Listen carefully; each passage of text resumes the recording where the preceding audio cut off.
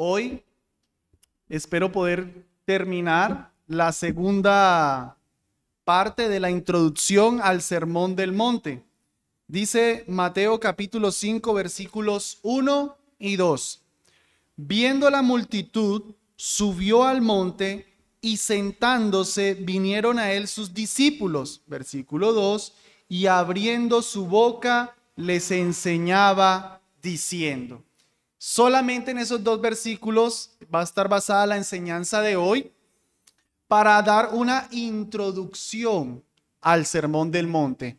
Esta introducción se ha hecho necesaria porque saltar directamente al Sermón del Monte nos entra o nos deja en una situación de interpretación bíblica. ¿Qué quiso el Señor Jesús ciertamente decir con algunos pasajes? El Sermón del Monte es un sermón muy conocido, pero por no tener claro algunos de los aspectos introductorios que nosotros hemos estado considerando en el sermón pasado y particularmente en este, se puede errar en la interpretación y por tanto en la aplicación correcta del Sermón del Monte.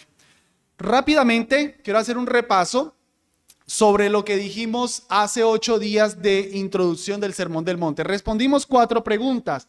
¿Qué es el Sermón del Monte? Sencillamente dije, es el manual del reino. El manual del reino. ¿Cómo deben vivir los habitantes del reino? ¿Quién predicó el Sermón del Monte? Pues el mismo rey del reino, sentando las bases, no se lo dejó un súbdito. Llegó el reino, se va a anunciar el manual del reino, pues ¿quién mejor que el mismo rey? ¿Para quiénes es el Sermón del Monte? Dijimos que para nosotros, para todo habitante del reino. No es para un grupo futuro, no es solo para los judíos, es para nosotros hoy. Este sermón es relevante para nosotros. Y en último lugar, respondí por qué es importante estudiar el Sermón del Monte. Y entre las respuestas que di, me gustaría rescatar una en particular, que es para poder vivir bien la vida cristiana. El Sermón del Monte es la médula del cristianismo. Y cuando yo digo la médula del cristianismo, hermanos, yo no estoy pensando en lo básico, el ABC. Ay, no, hermano Jeffrey, usted cogió un tema ahí todo básico, necesitamos movernos a algo más profundo. No. Cuando estoy diciendo que es la médula, que es lo esencial del cristianismo, es que ahí está contenida la doctrina cristiana. Uno no puede ser cristiano si no entiende correctamente el Sermón del Monte. Y por eso, como una pequeña aplicación, decía hace 8 días que para mí los miércoles, si bien es un culto de adoración principalmente, lo considero a la luz de este estudio también un tiempo de discipulado. Porque aprender el Sermón del Monte es aprender cómo vivir la vida cristiana. Uno cree en el Señor Jesucristo y uno dice, bueno, ¿y ahora qué sigue? ¿Qué se supone que tengo que hacer como cristiano? Sermón del Monte. ¿Qué es la oración? ¿Cómo es eso de ofrendar? ¿Cómo es eso de que tengo hermanos y los tengo que amar? ¿Cómo es eso de que yo tengo que anunciar el evangelio a otros, sal y luz de la tierra? O sea, ahí está todo lo esencial, lo que debe ser un verdadero cristiano. Entonces, para reducir en una sentencia larga, el sermón de hace 8 días, el significado del Sermón del Monte sería, es el manual del reino predicado por el mismo rey a los habitantes del reino para que sepan vivir como ciudadanos de ese reino. Notaron la reincidencia del reino, porque dice Mateo capítulo 4, versículo 17, un texto precisamente antes del Sermón del Monte. Desde entonces comenzó Jesús a predicar y a decir, arrepentíos porque el reino de los cielos se ha acercado. Desde entonces, si le prestamos atención, un breve repaso de lo que dice antes, ese desde entonces es como que desde que empezó el ministerio. O sea, Jesucristo arrancó su ministerio, inmediatamente empezó a predicar, el reino ha llegado. Ese es el mensaje de Jesús, predicar el evangelio del reino, predicarle a las personas, ya el reino está aquí. Arranca su ministerio y entonces él elige a sus 12 discípulos, es lo que tenemos en la siguiente parte del relato. Pero al final, acompáñenme a leer el capítulo 4, versículos 23 al 25. Y recorrió Jesús toda Galilea, enseñando en las sinagogas de ellos y predicando el evangelio del reino, y sanando toda enfermedad y toda dolencia en el pueblo. Y se difundió su fama por, toda Siria, y le trajeron los que tenían dolencia, los afligidos por diversas enfermedades y tormentos, los endemoniados, lunáticos y paralíticos, y los sanó. Y le siguió mucha gente de Galilea, norte de Israel, de Decápolis hacia el oriente, pero ciudades gentiles, de Jerusalén, de Judea hacia el sur y del otro lado del Jordán. O sea, gente, pudiéramos decir, de todo tipo y de todo el mundo. El Señor Jesucristo, entonces, anunciando el mensaje del reino, empieza a hacer muchísimos discípulos. Y habiendo hecho esos discípulos, entonces Él va a dar ese discipulado. Listo, tengo mis primeros discípulos. ¿Por dónde empiezo? Sermón del Monte. Sermón del Monte, manual del reino. Movámonos entonces a ver la primera pregunta que pretendo responder hoy. Hoy vamos a responder otras 3 preguntas más. La primera pregunta entonces es: ¿quiénes escucharon el Sermón del Monte? A la luz de lo que dijimos, ¿quiénes escucharon el Sermón del Monte? Pues una multitud, versículo 1, capítulo 5, versículo 1. Viendo la multitud. ¿Cuál es esa multitud? Pues toda la multitud que venía desde antes. Y el Señor Jesucristo ciertamente tuvo muchas multitudes y Él se compadecía de ellos. Acompáñeme rápidamente al capítulo 9, versículos 35 al 37. Dice: recorría Jesús todas las ciudades y aldeas, enseñando en las sinagogas de ellos y predicando el evangelio del reino, y sanando toda enfermedad y toda dolencia en el pueblo. Y al ver las multitudes, tuvo compasión de ellas, porque estaban desamparadas y dispersas como ovejas que no tienen pastor. Entonces dijo a sus discípulos: a la verdad la mies es mucha, mas los obreros pocos. ¿Notan? Tiene compasión de las multitudes. En Mateo capítulo 14, donde tenemos la famosa alimentación de los 5,000, donde nuevamente ve una gran multitud y le dice a los discípulos que los alimenten. Y en Mateo capítulo 15, versículo 32, nuevamente tiene otra multitud y es donde sucede la alimentación de los 4,000. Lo que me interesa en esto ver es que en las otras multitudes que leímos, pues el Señor se preocupa primero porque haya obreros, en la del Mateo 9, y en la del 14 y el 15 que los alimenten solamente. Pero en la multitud del 5 es instrucción. Es como si dijera: primero los instruyo, en el capítulo 9 ya los instruí, pues que vayan otros a instruir de lo que yo instruí. Y en 14 y 15 es como: ya están instruidos, ya tienen maestros, pues comida, lo terrenal. Ya les di lo esencial, ya les di el sermón del monte. Con eso seguimos enfatizando que la importancia de este mensaje. Ahora, en esa multitud, hermanos, hay que entender que había personas que mayormente eran creyentes, o por lo menos decían serlo, pero también en la multitud hay incrédulos. Eso es importante. Ahorita nosotros estamos sentando bases para cosas que más adelante vamos a retomar, pero es importante tener presente que el mensaje, el Sermón del Monte, no es solamente para creyentes, sino por eso por ahí hay unas amonestaciones a entrar por la puerta estrecha, porque en medio había algunos que no eran creyentes.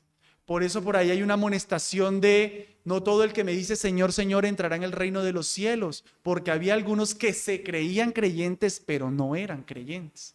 Entonces el Señor Jesucristo está predicando como una iglesia de hoy día. Uno predica mayormente a los creyentes, pero uno sabe que en la audiencia hay unos que abiertamente no son creyentes y que hay otros que están engañados creyendo que son creyentes. El Señor Jesucristo tiene una iglesia como la de nosotros, como las iglesias del siglo XXI. Pero ahora, y adicional, no solo esa multitud, sino principalmente al final del versículo 1, vinieron a él sus discípulos. Es como que los discípulos estuvieran más cercanos y la multitud más lejana. Porque ciertamente los discípulos eran los que mejor tenían que prestar atención a este mensaje, porque ellos eran los que lo iban a reproducir. Eran los que iban a estar basados en esta enseñanza. Muy bien, eso particularmente de la multitud. Ahora, el contexto religioso de esos que escucharon el mensaje. Ya entendemos que es una multitud, que hay creyentes incrédulos y que particularmente están los discípulos. Pero ¿cuál es el contexto religioso de esa multitud? Bueno, en el contexto religioso, básicamente el Señor Jesucristo tenía delante de sí por lo menos a 4 grupos: los fariseos, los saduceos, los esenios y los celotes. Y cada uno de estos grupos religiosos unas características bastante distintas. Por ejemplo, los fariseos eran los tradicionalistas. O sea, ellos eran los que constantemente estaban haciendo énfasis en la ley que habían heredado. O sea, ellos miraban al pasado y querían guardar esa ley con estricto rigor. Su énfasis era la ley, su piedad estaba en la ley. Por eso ellos después empiezan a agregar más y más mandamientos para asegurarse de que la ley sea correctamente interpretada y vivida. Tener un estricto apego a la ley. Sabemos que tuvieron sus desviaciones, pero por lo menos eso es lo que en teoría querían, apegarse correctamente a la ley. Los saduceos eran los modernistas. Ellos eran personas más racionalistas. Ellos no estaban como los fariseos mirando hacia el pasado. Ellos era como vivir el presente, el ahora. De hecho, ni siquiera pensaban mucho en el futuro. Tanto que negaban, por ejemplo, la resurrección. No sé si ustedes recuerdan en aquel momento que se le acercan unos saduceos al Señor y le dicen, le plantean una situación hipotética de una mujer que tuvo un marido, murió, se casó con otro, murió, se casó con otro, murió, y así con 7, y le dicen con un tono de te cachamos. En la resurrección, ¿de quién va a ser esposa? Como para burlarse de la posibilidad de una resurrección. Bueno, el Señor Jesucristo les dice que están equivocados en su forma de ver las cosas, pero negaban la resurrección. Para ellos entonces, ni el pasado, ni qué vida futura, el presente, eran modernistas. Los esenios eran un grupo separatista. Entonces esto es, para vivir la verdadera piedad, yo me tengo que hacer a un lado. Yo no tengo que tener influencia con el mundo. Aparte, la verdadera piedad está lejos de la sociedad, separatistas. Y los celotes eran los activistas políticos. Era como una especie de, qué sé yo, se le pudiera decir guerrilleros, paramilitares. Porque los judíos estaban bajo el Imperio Romano. Para ellos la espiritualidad, la vida cristiana consistía en agarrar las armas y destruir al Imperio Romano. Se formaban constantemente revueltas para matar al Imperio Romano, para destruir al Imperio Romano. Ahora, hermanos, rápidamente consideremos cómo el Señor Jesucristo está atacando, o más bien respondiendo a cada uno de esos grupos. ¿Qué tal para los fariseos legalistas con su ley? Cuando Jesucristo empieza a decir, oísteis que fue dicho, no matarás, pero yo os digo. Oísteis que fue dicho, no adulterarás, pero yo os digo. Oísteis que fue dicho, amarás a tus enemigos, y aborrecerás a tus enemigos, pero yo os digo, y así sucesivamente. ¿A quién le está dando directamente el Señor Jesucristo? A los fariseos. El Sermón del Monte entonces llega a corregir esos errores interpretativos. En los saduceos, pensemos cuando el Señor Jesucristo decía, haced tesoros en los cielos, donde la polilla no corrompe, donde no se corrompe ese tesoro. Los saduceos pensando en el ahora, pero Cristo Jesús hablando de cosas eternas. Pensemos a los esenios, los separatistas, el Señor Jesucristo diciendo, ustedes son sal y luz de la tierra. Y pensemos en los celotes, los guerrilleros paramilitares, el Señor Jesucristo diciéndole, amen a sus enemigos. Si te pide, dale. Si te quita la capa, dale otra. O sea, para todos estos grupos, el Sermón del Monte era un aterrizaje tremendo. Era un corrijan sus malas interpretaciones. El reino no es como ustedes lo están entendiendo. Ese entonces es el contexto religioso, aclarando el Señor Jesucristo todo ese montón de errores que había en sus alrededores.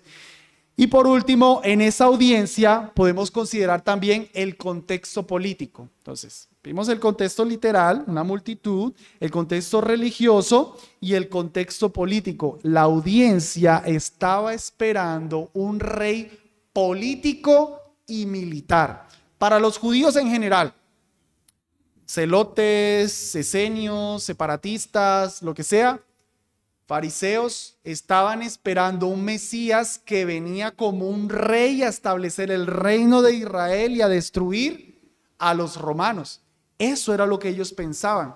Entonces les apareció el rey, pero le llega el rey con un mensaje poco convencional para un rey.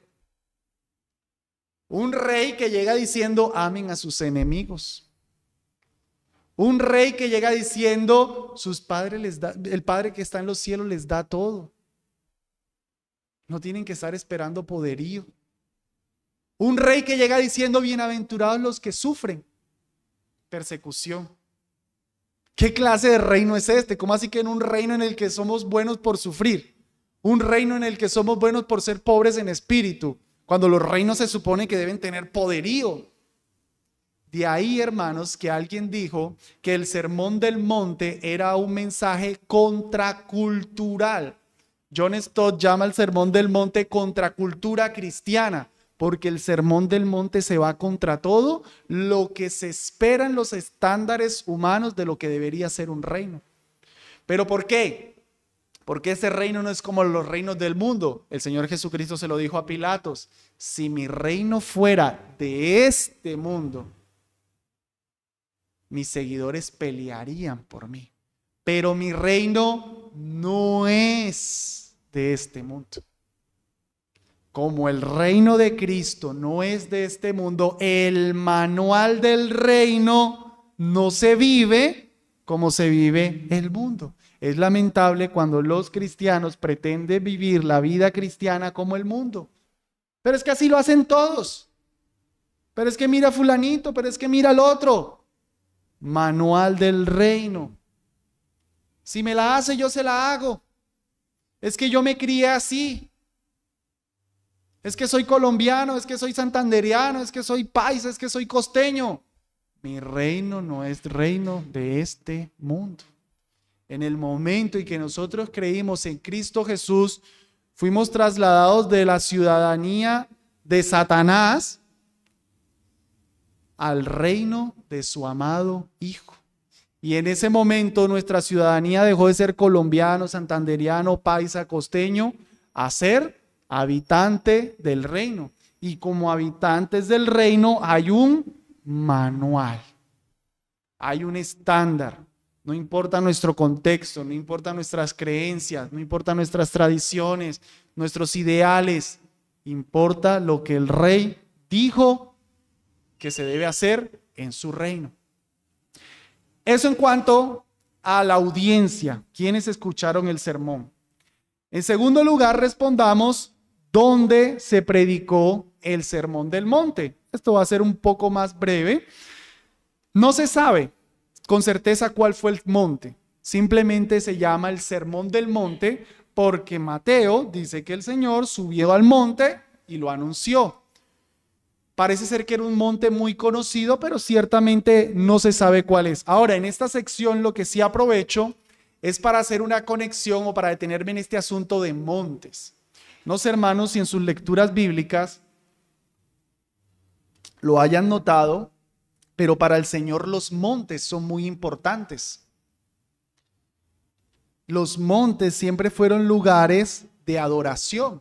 Por ejemplo, Edén. Edén seguramente que era un monte, porque dice que un río salía de Edén y se repartía en 4 brazos. Geografía básica. Si el río sale de ahí y se reparte, entonces Edén está arriba. Un río no puede salir de abajo y repartirse en 4 brazos hacia arriba. Edén tiene que estar en un monte. Noé el arca desciende en el monte de Ararat y ahí es donde Noé hace el primer altar. Abraham, cuando tenía que sacrificar a su hijo en el monte de Moriah. Moisés, cuando recibe la ley en el monte del Sinaí. Jerusalén está ubicada en el monte de Sión. Jesús está enseñando en un monte y Jesús murió en un monte, en el monte del Calvario. Siempre los montes tienen mucha importancia para el Señor. Eso por un lado. Y por otro lado, hay una conexión bien interesante entre lo que sucedió con Moisés y lo que está sucediendo con Jesús aquí. Recuerden la escena de Moisés. Cuando Moisés recibe la ley, Dios desciende a un monte y Moisés sube. Ojo esta acción. Moisés sube, recibe la ley y la da al pueblo. Dice nuestro texto que Jesús sube al monte y da la correcta interpretación de la ley. Es bien interesante. Moisés en un monte entrega la ley, Jesús en un monte interpreta correctamente esa ley. Hay una conexión bien interesante entre Cristo Jesús, entre Moisés y nuestro Señor Jesucristo. Uno dando la ley, otro interpretando correctamente la ley. Uno dando la ley bajo el antiguo pacto, otro dando la ley del nuevo pacto. Y finalmente, respondamos cómo se predicó el Sermón del Monte. Parece algo poco relevante, pero tiene peso. Dice en el versículo 1 otra vez, viendo la multitud, subió al monte y sentándose, esa acción. Vinieron a él sus discípulos y abriendo su boca les enseñaba diciendo, la acción de sentarse. Eso no está ahí de relleno. En el contexto, cuando un maestro estaba enseñando de manera informal, era cuando ellos iban caminando. Una conversación diaria. Eso era literalmente era así. Iba el maestro caminando, iba hablando. Así era Aristóteles, Platón, Filón, en fin. Iban hablando, iban enseñando. Era enseñanza, pero no era enseñanza formal. Pero cuando el maestro se sentaba, entonces eso tenía toda la autoridad. O sea que el Señor Jesucristo, cuando aquí se está sentando, está demostrando que el mensaje que proclama está investido de una autoridad, de una seriedad mayor. Por ejemplo, en Mateo 26:55, Él les decía a los fariseos, en aquella hora dijo Jesús a la gente, como contra un ladrón habéis salido con espadas y con palos para prenderme. Cada día me sentaba con vosotros enseñando en el templo y no me prendisteis. El Señor Jesucristo solía enseñar entonces con esa autoridad. Un mal ejemplo de esto, es lo que sucede en el catolicismo romano. Cuando el Papa por ahí va caminando y va hablando, no tiene el mismo peso que cuando él habla en algo que el catolicismo romano llama ex cátedra. Eso sucedió en el Concilio Vaticano de 1870. Sacaron la enseñanza de que cuando el Papa habla ex cátedra, es decir, desde la silla, desde la cátedra, todo lo que dice es infalible, es palabra de Dios. Es un mal ejemplo, definitivamente eso está muy errado. Pero ilustra el punto de lo que está sucediendo aquí. El Señor Jesucristo está sentado, está hablando con toda la autoridad. Y finalmente en esto, hermanos, responder o terminar de entender en la manera en la que el sermón se predicó, si esto es el conjunto de muchas enseñanzas de Cristo o esto fue un sermón de largo. Algunos creen que el sermón del monte es como que una persona vino y dijo, alguna vez el Señor Jesucristo enseñó de sal y luz en la tierra, pongamos eso. Otra vez por allá, parece ser que él enseñó algo de la oración, pongamos eso ahí. Y entonces lo fueron recopilando. O la gente decía, yo aprendí de Jesús que hay que cuidarse de los falsos profetas, pegue eso ahí. Y entonces como que el sermón del monte es una especie de rompecabezas. No creemos que esa sea la forma en la que el sermón fue dado, porque de hecho tanto Mateo como Lucas, que también pone este sermón, tienen cosas en común. Ambos lo colocan en Galilea. O sea, ambos se aseguran de decir que Jesús estaba en Galilea.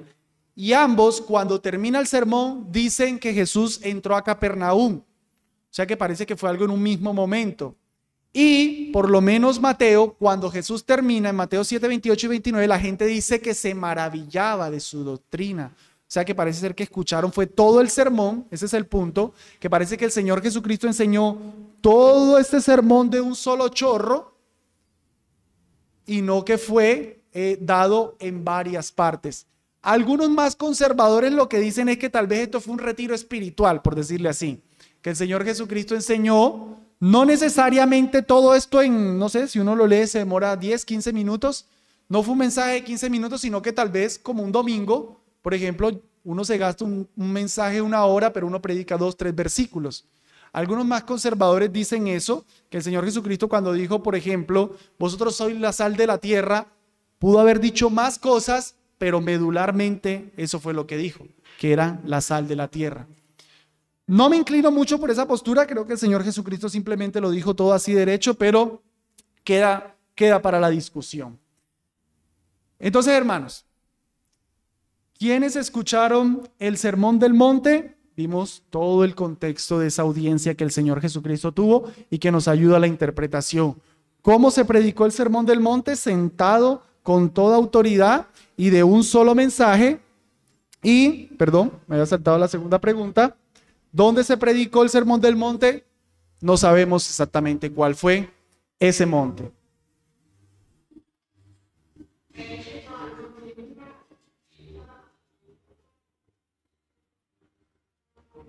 Dos aplicaciones rápidas al final.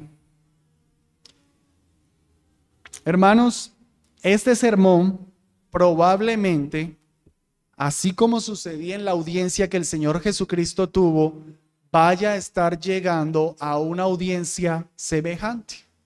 Quiera Dios, quiera Dios. Tal vez nosotros estamos como los fariseos, como los saduceos, los esenios, los celotes o cualquier otro grupo, pero que sea el Sermón del Monte entonces corrigiendo nuestras erradas perspectivas de lo que el cristianismo es. Y relacionado a eso, y nuevamente enfatizando el punto, este sermón es el manual del reino. Si somos creyentes, pertenecemos al reino de Dios y debemos vivir como ese reino dice. Prestemos atención rápidamente a varios versículos en este mismo sermón. Capítulo 5, versículo 3. Bienaventurados los pobres en espíritu, porque de ellos es el reino de los cielos. Versículo 10. Bienaventurados los que padecen persecución por causa de la justicia, porque de ellos es el reino de los cielos. Versículo 19. De manera que cualquiera que quebrante uno de estos mandamientos muy pequeños y así enseña a los hombres, muy pequeño será llamado en el reino de los cielos. Versículo 20. Porque os digo que si vuestra justicia no fuere mayor que la de los escribas y fariseos, no entraréis en el reino de los cielos. Capítulo 6, versículo 10. Venga tu reino, en la oración del Padre Nuestro, versículo 33. Mas buscad primeramente el reino de Dios y su justicia, y todas estas cosas serán añadidas. Y capítulo 7, versículo 21, no todo el que me dice Señor, Señor entrará en el reino de los cielos. ¿Quedó claro que es el manual del reino? Reino, reino, reino, reino. Si somos habitantes del reino, debemos vivir como este reino lo dice. Amén. Vamos a orar, hermanos.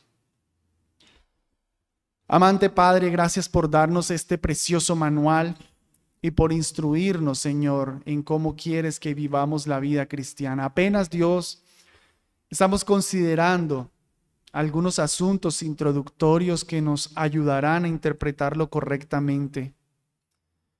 Señor, que esta palabra nos confronte fuertemente. Señor, que si hay en nosotros un fariseo arraigado en nuestro corazón, que sea el Sermón del Monte corrigiendo nuestro tradicionalismo. Si hay un saduceo en nuestro corazón, en el presente, no pensando en lo porvenir, que sea este sermón quitando esa errada interpretación.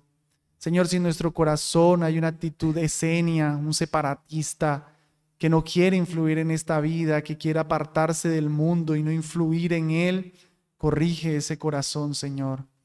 Y si en nosotros hay un celote que quiere a todos ir y matar, ir y destruir y no amar, ayúdanos, Dios, a ser como Cristo. Por favor, bendícenos con esta palabra, que en nuestros devocionales, que en estos sermones, que en estos cultos podamos, Dios, ser edificados más y más con lo que tú nos mandas en estos 2 capítulos de Mateo. Bendícenos, Dios, como iglesia, te lo rogamos en Cristo Jesús. Amén.